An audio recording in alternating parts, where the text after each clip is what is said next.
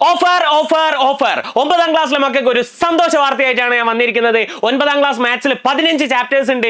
ഈ 15 ചാപ്റ്റേഴ്സും കണ്ടിട്ട് തല കറങ്ങി നിൽക്കുന്നവരായിരിക്കും ചിലപ്പോൾ നിങ്ങൾ. അങ്ങനെയെങ്കിൽ നിങ്ങൾക്ക് ഞാൻ ഒരു സന്തോഷ വാർത്ത തരാൻ പോവാണ്. യെസ്, വെറും 5 ചാപ്റ്റർ പഠിച്ചാൽ നിങ്ങൾക്ക് കിട്ടും 50ലധികം മാർക്ക്.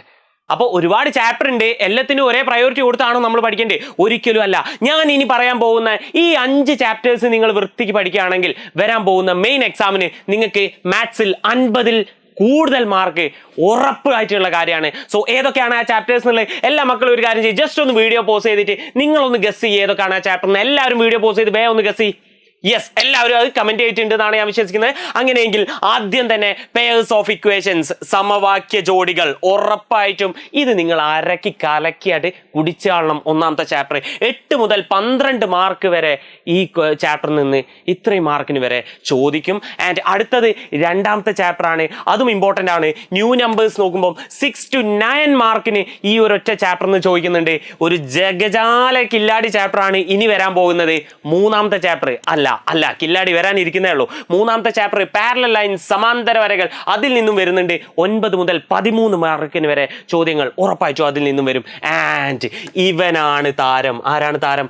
സിമിലർ ട്രയാങ്കിൾസ്, സദൃശ ത്രികോണങ്ങൾ. ഇവനാണ് ഏറ്റവും കിടുക്കാച്ചി ചാപ്റ്റർ. 10 to 15 മാർക്കിന് ഈ ഒരു ചാപ്റ്ററിൽ നിന്ന് നിങ്ങളോട് ചോദ്യം നിർബന്ധമായിട്ടും ചോദിച്ചിരിക്കും. സോ ഈ ചാപ്റ്ററൊക്കെ അരച്ച് കലക്കി കുടിച്ചിരിക്കണം നിങ്ങൾ. ആ കാര്യത്തിൽ ഒരു ഡൗട്ടും ഉണ്ടാവാൻ പാടില്ല.